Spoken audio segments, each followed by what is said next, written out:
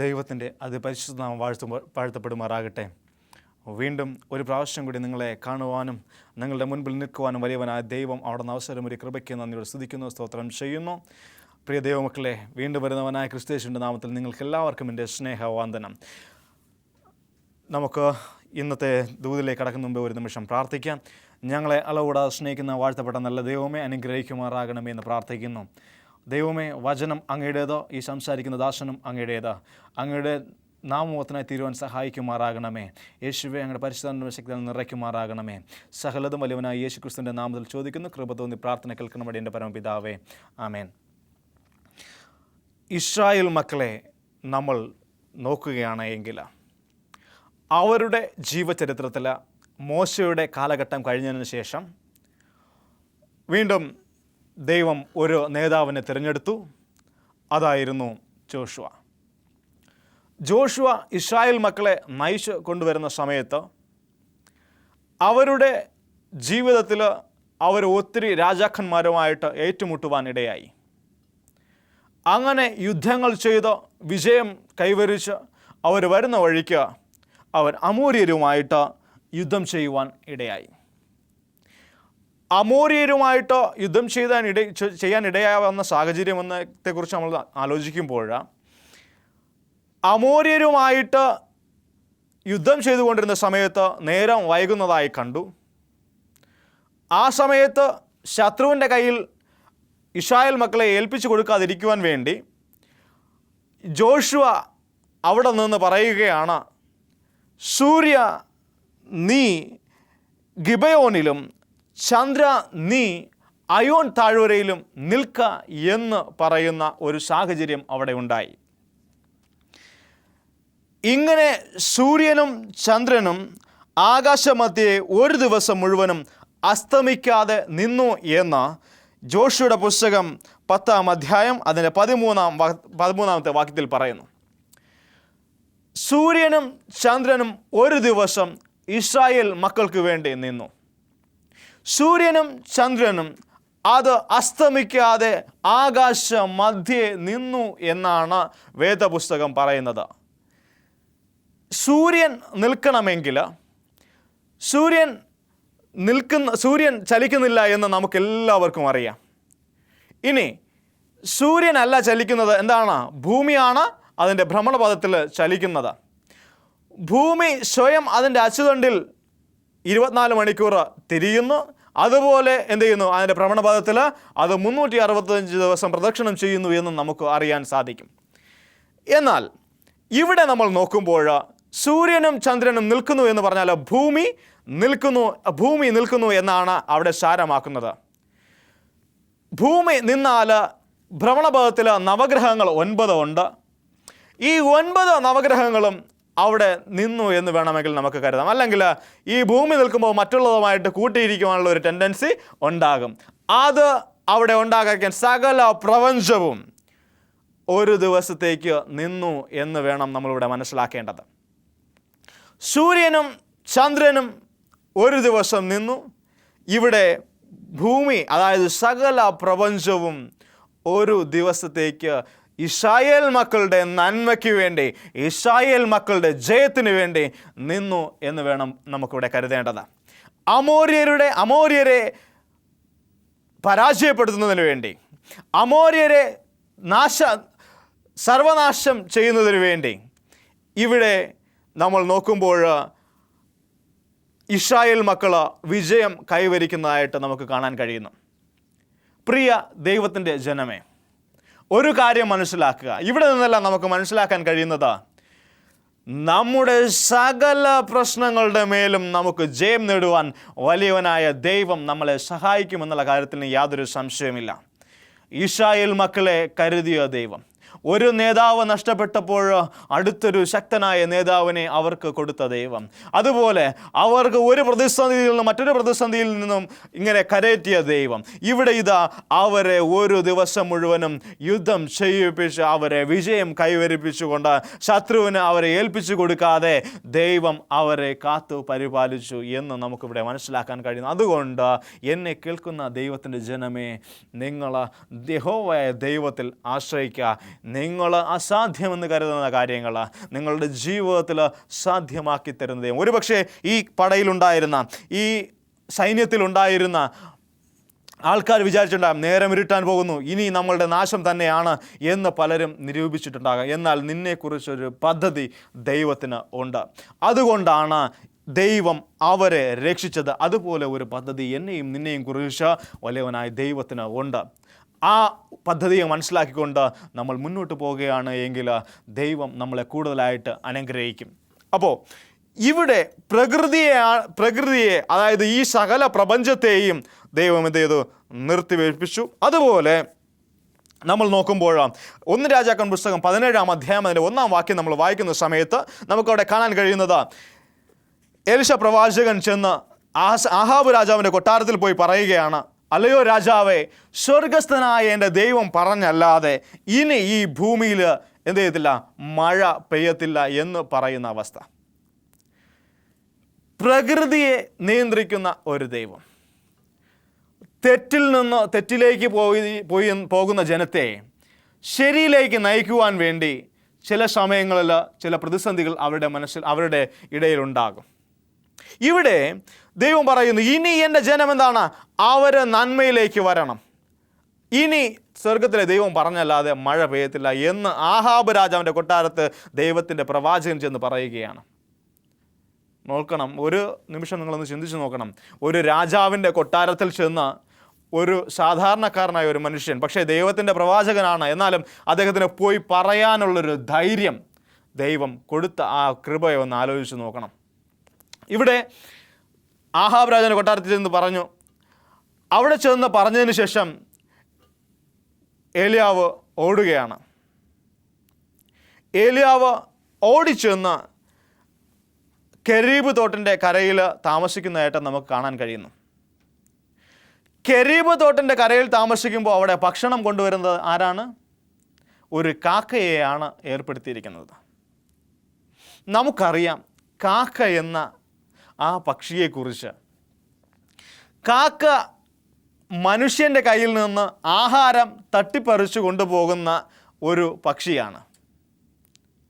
എന്ത് സാധനം കണ്ടാലും, കുഞ്ഞുകുട്ടികളുടെ കയ്യിൽ എന്ത് സാധനം ഇരുന്നാലും അതിനെ ഓടിച്ചെന്ന് അതിനെ കൊത്തിയെടുത്ത് കൊണ്ട് പറന്നു പോകുന്ന ഒരു ജീവി. അതുപോലെ എന്തെങ്കിലും ജീർണിച്ച ഒരു സാധനം കണ്ടാലോ, ജീർണിച്ച ഒരു മൃഗത്തിനെ കണ്ടാലോ അത് അവിടെ ചെന്നിരുന്ന് കൊത്തിപ്പറക്കുന്ന ഒരു ജീവി. ഏലിയാവിനെ പോറ്റുവാൻ വേണ്ടി ദൈവം ഒരുക്കിയ ഒരു പക്ഷിയാണ് ഈ കാക്ക. കാക്കയുടെ കയ്യിലാണ് എന്ത് കൊടുത്തേക്കുന്നത്? അപ്പവും ഇറച്ചിയും കൊടുത്തേക്കുന്നത്. ഒന്ന് ആലോചിച്ച് നോക്കിയാട്ടെ, എങ്ങനെയായിരിക്കും അത് സംഭവമായത്? ആലോചിക്കുക. എൻ്റെ ദൈവത്താൽ അസാധ്യമായ കാര്യം ഒന്നും ഇല്ല. സർവത്തെയും സാധ്യമാക്കുന്ന ഒരു ദൈവത്തെയാണ് നമ്മൾ ആരാധിക്കുന്നത്. ഇനി അങ്ങനെ ഇരിക്കെ ആ തോട്ടിൽ നിന്നാണ് ഏലിയാവ് വെള്ളം കോരി കുടിച്ചുകൊണ്ടിരുന്നത് എന്ന് നമുക്ക് വേദപുസ്തകത്തിൽ വായിക്കാൻ കഴിയുന്നു. 1 രാജാക്കൻ പുസ്തകം 17-ാം അധ്യായം താഴോട്ട് വായിക്കുമ്പോൾ നമുക്ക് അതെല്ലാം മനസ്സിലാക്കാൻ കഴിയുന്നു. കാരണം ആ തോട്ടിൽ നിന്ന് അവൻ കുടിച്ചു, കാക്ക അപ്പവും ഇറച്ചിയും കൊണ്ടുവന്നു, അവൻ ഭക്ഷിച്ചു, സുഖമായിട്ട് അവിടെ കഴിഞ്ഞു എന്ന് അവിടെ നമുക്ക് കാണാൻ കഴിയുന്നു. എന്നാൽ രാജ്യത്തൊന്നും മഴയില്ല എങ്കിൽ തോട്ടിൽ നീരുറവ ഉണ്ടാകുമോ? ഇല്ല, തോട്ടിലെ നീരുറവ വറ്റി. ഇനി എന്തു ചെയ്യും? അവിടെയും ദൈവം ഒരു വഴി ഒരുക്കുകയാണ്. സാരാഫാത്ത് എന്ന് പറയുന്ന സ്ഥലത്ത് ഒരു വിധവയെ ദൈവം അവളെ ഒരുക്കുകയാണ്. ഏലിയാവിന് അപ്പം കൊടുത്ത് പോറ്റുന്ന ഒരു ദൈവം, അവന് സാരാഫാത്തിലെ ഒരു വിധവയെ ഒരുക്കിയ ദൈവം. ഏത് വറ്റിയ സാഹചര്യത്തിലും, കെരീബ് തോട് പോലുള്ള നിങ്ങളുടെ ആശ്രയ സ്ഥലങ്ങൾ പലതും വറ്റിപ്പോയാലും സാരാഫാത്തിലെ വിധവയെ ഒരുക്കി, അതായത് സാരാഫാത്തിലെ വിധവ ഏലിയാവിന് ഒരുക്കിയതുപോലെ നിങ്ങളെയും ദൈവം അനുഗ്രഹിക്കും. ഏലിയാവിനെ പോറ്റിയ ദൈവം ഇന്നും ശക്തനാണ് നമ്മളെ എല്ലാവരെയും പോറ്റുവാൻ. അതുകൊണ്ട് എന്നെ കേൾക്കുന്ന പ്രിയ ദൈവത്തിൻ്റെ ജനമേ, ഒരു കാര്യം മനസ്സിലാക്കുക. സാധ്യമല്ല എന്ന് നമ്മൾ വിചാരിക്കുന്ന സാഹചര്യങ്ങളിലൂടെ നമ്മളെ കൊണ്ട് അസാധ്യമാണ് എന്ന് വിചാരിക്കുന്ന സാഹചര്യങ്ങളിലൂടെ നമ്മളെ സാധ്യമാക്കുന്ന ഒരു ദൈവത്തെയാണ് നമ്മൾ ആരാധിക്കുന്നത്. Hallelujah, hallelujah. ദൈവം നമ്മളെ അനുഗ്രഹിക്കുന്ന വിധങ്ങളെയൊക്കെ കുറിച്ച് ഓർക്കുകയാണ് എങ്കിൽ വളരെ അധികം നമ്മൾ സന്തോഷത്തോടുകൂടി നമ്മൾ ദൈവത്തെ സന്നിധിച്ചെന്ന്, ദൈവമേ നീ ചെയ്ത എല്ലാ നന്മയ്ക്കും നന്ദി എന്ന് പറഞ്ഞുകൊണ്ട് പ്രാർത്ഥനാപൂർവം അവൻ്റെ സന്നിധിയിൽ ചെല്ലുകയാണ് എങ്കിൽ എൻ്റെ ദൈവം കൂടുതലായിട്ട് നിങ്ങളെ അനുഗ്രഹിക്കും. ദൈവത്തിൻ്റെ ദാസൻ, ദൈവത്തിൻ്റെ പ്രവാചകൻ ആഹാബ് രാജാവിൻ്റെ കൊട്ടാരത്തിൽ ചെന്ന് പറഞ്ഞു, ഇനി മഴ പെയ്യത്തില്ല, മഞ്ഞ് പെയ്യത്തില്ല. അങ്ങനെ അവൻ്റെ സന്നിധിയിൽ ചെന്ന് നിന്നുകൊണ്ട് ഘോരഘോരം പ്രസംഗിച്ചു. അങ്ങനെ നേരെ പോയിട്ട് അവൻ കെരീബ് തോട്ടിൻ്റെ അടുത്തിരുന്നു. കെരീബ് തോട് വറ്റിപ്പോയി. അവൻ വിചാരിച്ചിട്ടുണ്ടാവാം ഒരുപക്ഷെ ഞാൻ എല്ലാം പ്രസംഗിച്ചു, എന്നാൽ ഇന്ന് എൻ്റെ അവസ്ഥയും എന്താണ്, ഇങ്ങനെയൊക്കെ ആയിരിക്കുകയാണ്, ഇനി എനിക്ക് എന്താണ് ആശ്രയം? അങ്ങനെ പല രീതിയിൽ അവൻ്റെ ചിന്തകൾ കടന്നുപോയി. എന്നെ കേൾക്കുന്ന പ്രിയ ദൈവത്തിൻ്റെ ജനമേ, കെരീബ് തോട് വറ്റിയാൽ നിന്റെ ആശ്രയം പലതും വറ്റിപ്പോയിരുന്നാലും എൻ്റെ സ്വർഗത്തിലെ ദൈവം നിനക്ക് വേണ്ടി ഒരു വഴി തുറന്നിട്ടുണ്ട്. അതാണ് സാരഫാത്തിലെ വിധവ. അങ്ങനെ ഒരു വഴി തുറക്കുന്ന ഒരു ദൈവത്തെയാണ് ഞാനും നിങ്ങളും ആരാധിക്കുന്നത്. എന്നെ കേൾക്കുന്ന ദൈവത്തിൻ്റെ ജനമേ, അതുകൊണ്ട് എൻ്റെ സ്വർഗത്തിലെ ദൈവം അസാധ്യങ്ങളെ സാധ്യമാക്കുന്ന ഒരു ദൈവത്തെയാണ് നമ്മൾ ആരാധിക്കുന്നത്. Hallelujah, hallelujah. ഇനി അടുത്ത് ജോർദാൻ നദിയെക്കുറിച്ച് നമ്മൾ പറയുമ്പോൾ അത് വളരെ വിശാലമായി ഒഴുകുന്ന ഒരു നദിയാണ്. ആ നദിയിലൂടെ ഇസ്രായേൽ മക്കളുടെ മുൻപിൽ ഒരു പ്രതിസന്ധിയായിട്ട് ആ നദി നിൽക്കുകയാണ്. യോശുവയുടെ പുസ്തകം 4-ാം അധ്യായം 7-ാം വാക്യം മുതൽ നമ്മൾ വായിക്കുമ്പോൾ നമുക്കവിടെ കാണാൻ കഴിയുന്നു, അവിടെ പെട്ടകം കൊണ്ടുപോകാൻ വേണ്ടി ഒരു വഴിയില്ല. അങ്ങനെ വഴിയില്ലാതെ ഇരുന്ന സമയത്ത് ജോഷുവ യോർദാൻ നദിയുടെ അടുത്ത് ചെന്ന് നിന്നുകൊണ്ട് സംസാരിക്കുകയാണ്. അവിടെ നിന്നുകൊണ്ട് അവൻ എന്ത് ചെയ്തു? അവൻ പ്രാർത്ഥിച്ചു. യോർദാൻ നദി രണ്ടായിട്ട് വിഭജിച്ചു. അതിലൂടെ ഇസ്രായേൽ മക്കൾ നടന്നു പോയതായിട്ട് നമുക്കവിടെ കാണാൻ കഴിയുന്നു. ഇവിടെയെല്ലാം നമുക്ക് കാണുന്നത് ഒരു നദിയൊക്കെ നീരുറവ് ഒഴുകിക്കൊണ്ടിരിക്കുന്ന നദിയെ രണ്ടായിട്ട് പിളർന്ന് അതിലൂടെ നടത്തി, ഒരു ചെങ്കടൽ രണ്ടായിട്ട് പിളർന്ന് അതിലൂടെ നടത്തി. അതായത് ദൈവത്തിൻ്റെ മക്കൾക്ക് എവിടെ എന്തു പ്രശ്നമുണ്ട് എങ്കിലും അതിനെ എല്ലാ പ്രതിസന്ധികളെയും അവൻ്റെ മുൻപിൽ തീ കത്തും, അവൻ്റെ പിൻപിൽ ജ്വാല ദഹിക്കും. എന്നാലും അതിലൂടെ എല്ലാം വഴി നടത്തുന്ന ഒരു ദൈവത്തെയാണ് നമ്മൾ ആരാധിക്കുന്നത്. പ്രിയ ദൈവമക്കളെ, അതുപോലെ തന്നെ നമ്മൾ മോശയെക്കുറിച്ച് ചിന്തിക്കുകയാണ് എങ്കിൽ നമ്മൾ മോശയുടെ അടുത്ത് ദൈവത്തിൻ്റെ ദൂതൻ പ്രത്യക്ഷനാകുന്ന സമയത്ത് അവിടെ പറയുന്നു, അവനൊരു മുൾപടർപ്പിൽ പ്രത്യക്ഷനായി. മുൾപടർപ്പിൽ തീ ആളി പടരുന്നുണ്ടായിരുന്നു. എന്നാൽ മുൾപടർപ്പിന് എന്ത് ചെയ്യുന്നില്ല? ഒന്നും സംഭവിക്കുന്നില്ല. മുൾപടർപ്പിന് ഒന്നും സംഭവിക്കാതെ, ആ മുൾപടർപ്പ് കത്താതെ മുൾപടർപ്പിൽ തീ ഇങ്ങനെ ആളി പടരുകയാണ്. നമ്മുടെ ചുറ്റും പ്രശ്നങ്ങൾ ഇങ്ങനെ ആളി പടർന്നുകൊണ്ടിരിക്കും. എന്നാൽ അതൊന്നും നമ്മളെ എന്ത് ചെയ്യത്തില്ല, നമ്മളെ ബാധിക്കത്തില്ല. അതുകൊണ്ട് സ്വർഗത്തിലെ ദൈവത്തിനെ പൂർണ്ണമായിട്ടും ആരാധിക്കുക. അവൻ പറയുന്നു, ഞാൻ ആകുന്നു എന്ന് പറഞ്ഞവൻ ഞാനാകുന്നു. അതായത് ഞാൻ എന്ന വാക്കിന് പൂർണ്ണമായ അർത്ഥം ഉൾക്കൊള്ളുന്ന ഒരു ദൈവമാണ് നമ്മുടെ സ്വർഗത്തിലെ ദൈവം. അതുകൊണ്ട് പൂർണ്ണമായിട്ടും ദൈവത്തെ അറിഞ്ഞുകൊണ്ട് ദൈവസന്നിധിയിൽ ദൈവത്തോട് ചേർന്ന് നിന്നുകൊണ്ട് നിങ്ങൾ ഇന്ന് മുന്നോട്ട് പോവുകയാണ് എങ്കിൽ പൂർണ്ണമായിട്ടും എൻ്റെ സ്വർഗത്തിലെ ദൈവം നിങ്ങളെ അനുഗ്രഹിക്കും.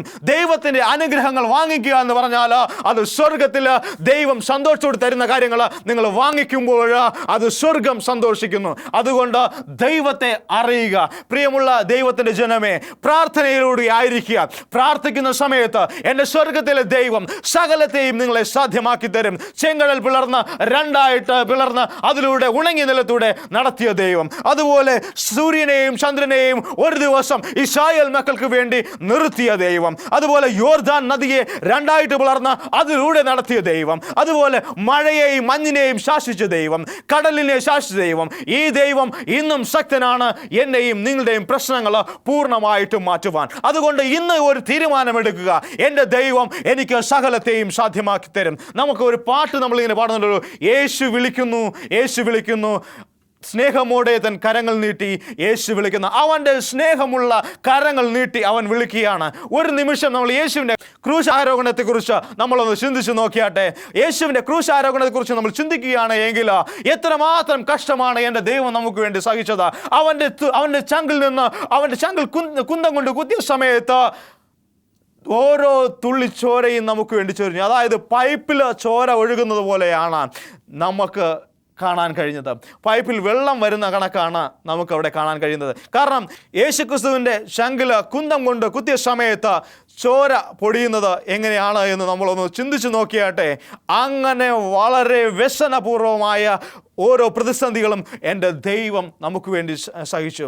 ഒരു ഇഞ്ചക്ഷൻ എടുക്കുവാൻ എത്ര പേർക്ക് പേടിയുണ്ട്? ഇഞ്ചക്ഷൻ എടുക്കുന്ന സമയത്ത് ഒരു സൂചി അകത്തേക്ക് കയറി പോകുമ്പോൾ നമുക്ക് വളരെയധികം വേദനകൾ അനുഭവിക്കാറുണ്ട്. എന്നാൽ കുന്തം കൊണ്ട് അവൻ്റെ ശരീരത്ത് കുത്തി ഒരു മുൾക്കിരീടം എടുത്ത് അവൻ്റെ തലയിൽ വെച്ച് കൊടുത്തു. അപ്പോൾ ഓരോ തുള്ളി ചോരയും നിലത്തേക്ക് വീണ സമയത്ത് ഒന്ന് ചിന്തിച്ചു നോക്കിയാട്ടെ, അവൻ എന്തുമാത്രം വേദന സഹിച്ചു കാണും. ഇതെല്ലാം ആർക്ക് വേണ്ടിയാ?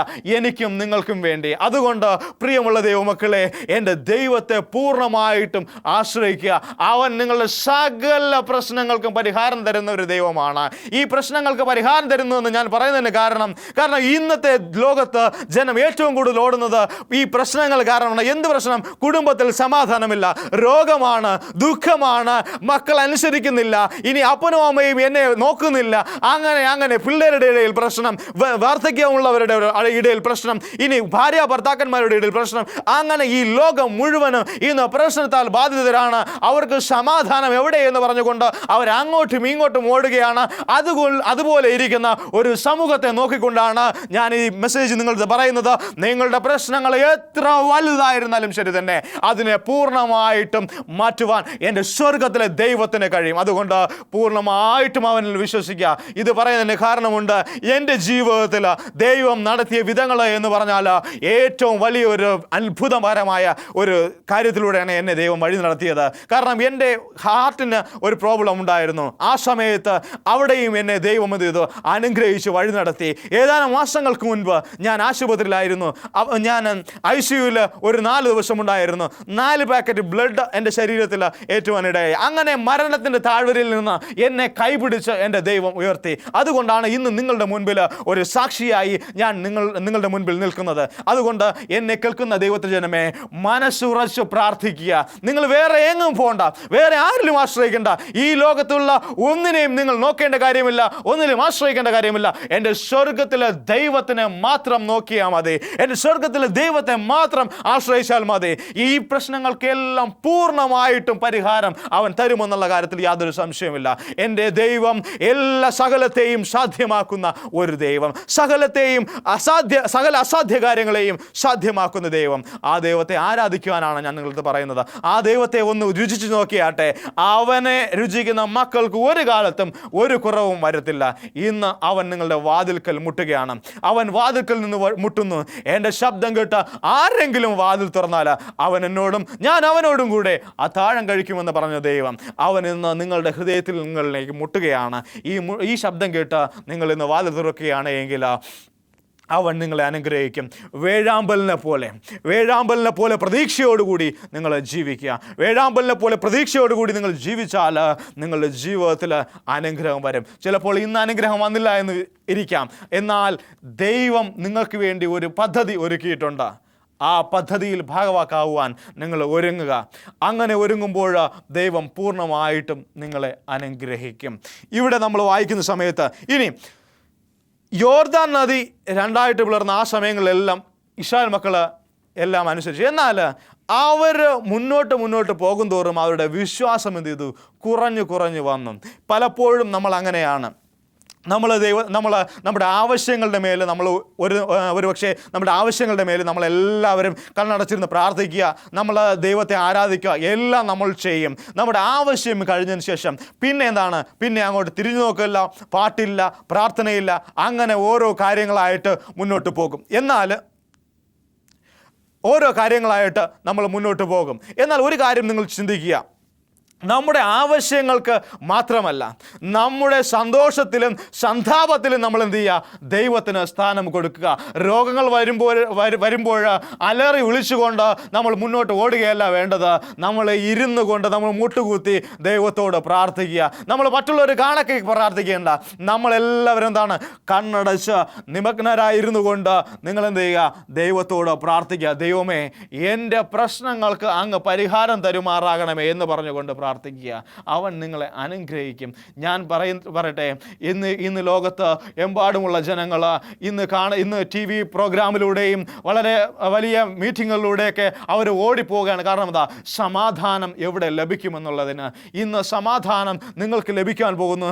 ഇന്ന് നിങ്ങൾ മുട്ടുകുത്തി പ്രാർത്ഥിച്ചാൽ നിങ്ങൾ ചോദിക്കണം, എൻ്റെ ദൈവമേ, എനിക്ക് നീ അവിടെ നിന്ന് സാധ്യമാക്കി തരണമേ. കർത്താവായ യേശുക്രിസ്തുവിൻ്റെ അടുത്ത് അവരെല്ലാവരും കർത്താവ് യേശുക്രിസ്തുവിൻ്റെ അടുത്ത് ചെന്നിരുന്നു കൊണ്ട്, ദൈവമേ, ഞങ്ങളെ അവിടെ നിന്ന് സൗഖ്യമാക്കുമാറാകണമേ, ഞങ്ങളെ കാണുമാറാകണമേ എന്ന് ദൈവത്തിൻ്റെ അടുത്ത് ചെന്നിരുന്ന് സംസാരിക്കുകയാണ് ഉണ്ടായത്. അതുപോലെ നിങ്ങൾ വിചാരിക്കുക, എൻ്റെ ദൈവം എൻ്റെ കൂടെയുണ്ട്.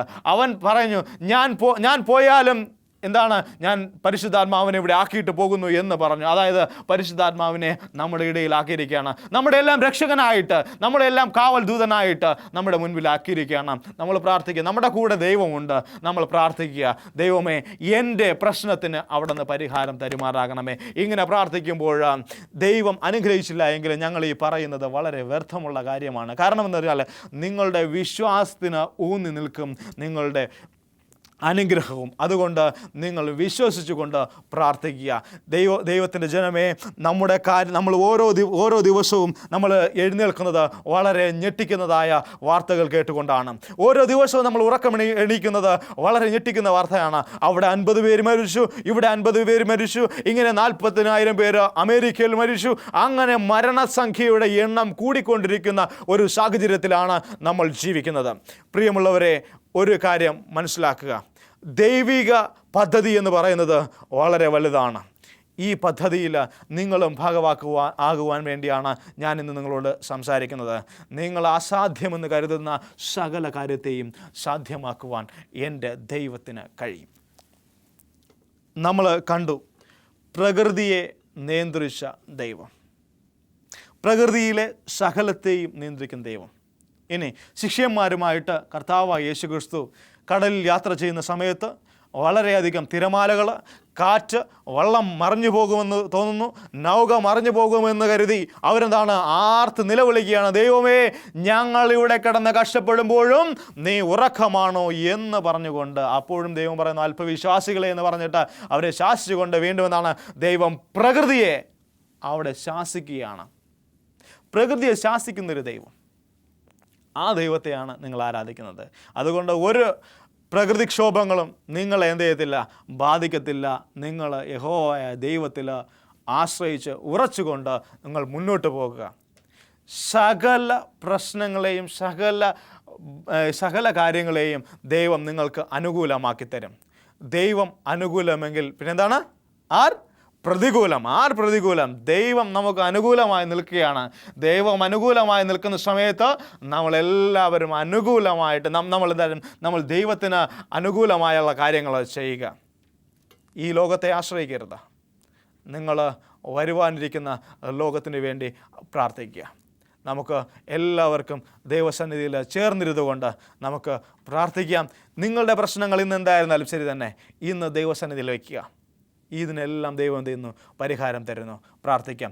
സകല നന്മകൾക്കും ഉടയവനും അടിയൻ്റെ പരിപാലകനും രക്ഷിതാവും വീണ്ടെടുപ്പുകാരനുമായ വാഴ്ത്തപ്പെട്ട നല്ല ദൈവമേ, ഇന്ന് അടിയൻ്റെ കൂടെ കർത്താവ് ഈ സഹോദരങ്ങളുമായിട്ട് അടിയങ്ങൾ അങ്ങയുടെ സന്നിധിയിൽ വരികയാണ്. ഈ മാതാവുമായിട്ട് അടിയൻ അങ്ങയുടെ സന്നിധി വരികയാണ്. ഈ പിതാവുമായിട്ട് അടിയൻ അങ്ങയുടെ സന്നിധിയിൽ വരികയാണ്. എല്ലാവരെയും അങ്ങ് അനുഗ്രഹിക്കുമാറാകണമേ എന്ന് പ്രാർത്ഥിക്കുന്നു. എല്ലാവരോടും അങ്ങയുടെ കൃപയും സാന്നിധ്യം കൂടി ഇരിക്കുമാറാകണമേ. അവരുടെ പ്രശ്നങ്ങളുടെ മേൽ അങ്ങ് കൈകടത്തുമാറാകണമേ എന്ന് പ്രാർത്ഥിക്കുന്നു. അത് പൂർണ്ണമായും സൗഖ്യം പ്രദാനം ചെയ്യുമാറാകണമേ എന്ന് പ്രാർത്ഥിക്കുന്നു. യേശുവെ, അനുഗ്രഹിക്കുമാറാകണമേ, കൂടെ ഇരിക്കുമാറാകണമേ. സകലതും വലിയവനായ യേശുക്രിസ്തുവിന്റെ നാമത്തിൽ ചോദിക്കുന്ന കൃപ തോന്നി പ്രാർത്ഥന കേൾക്കണോ അടിയന്റെ പരമപിതാവേ, ആമേൻ.